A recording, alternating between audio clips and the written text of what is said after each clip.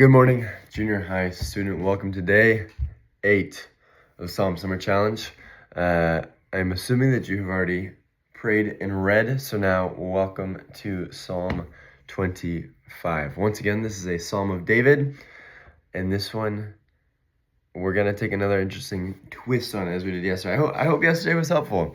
Less guidance for me, less boundaries, and you getting to work with the Psalm and figure it out.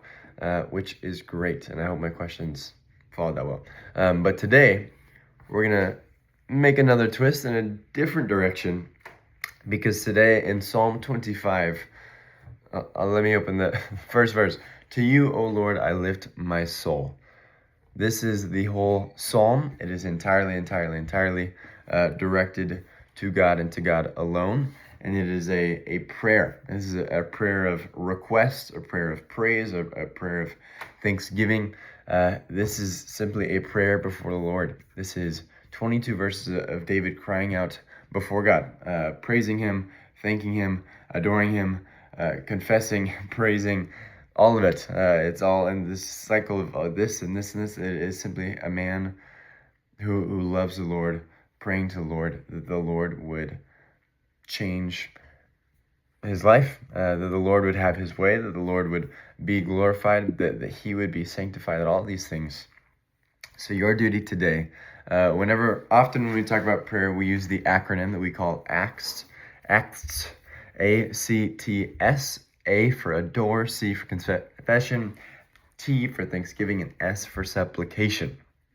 And today, your duty, as you will find in your response questions, is to read it thoroughly, and then you need to find 2 examples of adoration, 2 examples of confession, 2 examples of thanksgiving, 2 examples of supplication, and then at the very end, you need to use this psalm using different things that he prays for, different things that you think, well, that's a good thing to pray for, that's a good thing to ask for, that's a good thing to praise, that's a good thing to give thanks for, it's a good nature of God that I get to adore.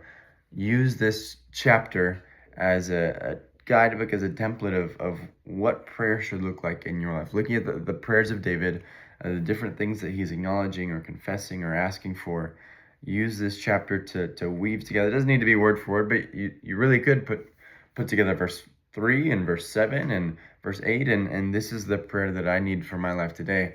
Whatever it may be, this is your duty. So when I say find 2 examples in this chapter, that means locate them and then type verse 2 and verse 4. So don't just say I found them, but say I found 2 examples of adoration. Oh yes, in verse 2 he says this, and in verse 6 he says this.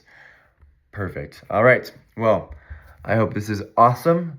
I hope you get to look at prayer in a way that isn't common. This is the Psalms, a man crying out before God, and it's great. So I hope this is profitable. Good luck. See you tonight.